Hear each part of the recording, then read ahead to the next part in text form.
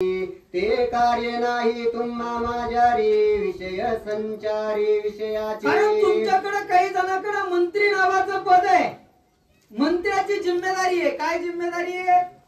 मंत्र्यांना आपले जे राजे त्या राजाकडे असणारं त्या ठिकाणी कोणतं काम कोणत्या वेळेस करावं हे अखंड विचार केला पाहिजे। मंत्री म्हणजे राजाचा जीव असतो, जीव। ठीक आहे ना? मंत्री काही साधा नाही नसतो बरं का। राजाला कुठल्याही प्रकारचा दाग लागू नये याची जिम्मेदारी मंत्र्याकडे असते। मंत्र्यानं जर कसेही काम केले तर सगळं त्याचं खापर कोणाच्या डोक्यावर फुटतं? राजाच्या डोक्यावर फुटतं। आणि तुम्ही मंत्रीपद आहे तुमच्याकडं, आणि मंत्रीपद असताना देखील असणारा त्या ठिकाणी तुमच्या कार्यामध्ये तुम्ही रत नाहीये, तुमचं कार्य व्यवस्थितपणे त्या ठिकाणी पार पाडत नाहीत, अखंड विषयामध्ये चिटकून राहिलेला आहात, अखंड विषय भोगण्यामध्ये तुम्ही तल्लीन झालेला आहात। विषयानं त्या ठिकाणी राजाचं कार्य पूर्ण होत नसतं। विषय जर चाकत बसलं तर विषय संपतच नसते तो। बघा तुम्ही एखादा विषय असू द्या, एक सोपं सांगतो तुम्हाला, विषय रूप नावाचा, आणि सोपा विषय टीव्ही बघणे। एखादी मालिका चालू असावी, काय सांगावं त्या बायाचा धरपडा होते, एखादी मालिका तिने पहिलेपासून बघितलेली असावा, बायाला अनुभव आहे त्याचा। आणि एखाद्या भागाला जर लाईट जावी, रामायणासाठी नाही पण त्या मालिकेसाठी तळपायाच्या मस्तकाला जाईल, लेकरायला काही बी बोलते।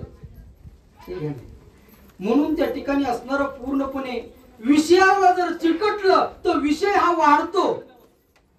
विषयाचा परिपाडू गोड परमार्थ लागे पडू, विषय तो जीवा गोडू झाला असे। हे विषय त्या ठिकाणी असणारा गोड वाटतो, तसं तुम्ही मंत्री असून देखील विषयाला त्या ठिकाणी असणारे पूर्णपणे चिटकून बसलात, म्हणून हे मोठं विघ्न, मोठं संकट आपल्यावर आलेलं आहे।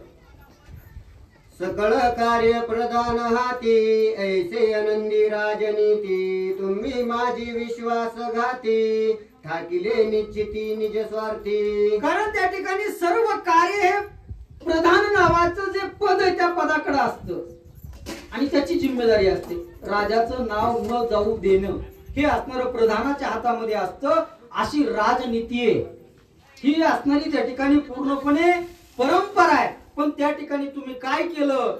त्या राजनीतीचा अवलंब केला नाही, राजनीतीचा विचार केला नाही। आपल्या असणाऱ्या डोक्यावर मोठी एक जिम्मेदारी आहे, याचा असणारा त्या ठिकाणी विचार केला नाही, माझा विश्वासघात केला, माझं असणारं त्या ठिकाणी कार्य व्यवस्थित पार पाडलेलं नाहीये। तुम्ही स्वतःच्या स्वार्थाला विसरून गेलात। ठीक आहे ना? एकदा नोकरी लागली की नोकरीमध्ये स्वतःला वाहून घ्यावं लागतं। ठीक आहे ना? तसं त्या ठिकाणी तुम्ही असणारं स्वतःला वाहून घेतलं नाही, फक्त पगार उचलण्यासाठी तुम्ही येत होतात। अशा पद्धतीनं राजारावण बोलू लागलेला आहे। सत्वशीला मुंडे चारदरी वाचण्यासाठी आणि अर्थ सांगण्यासाठी सीताबाई मुंडे चारदरी।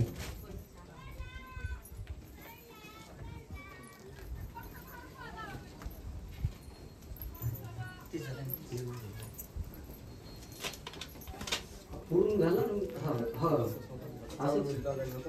असे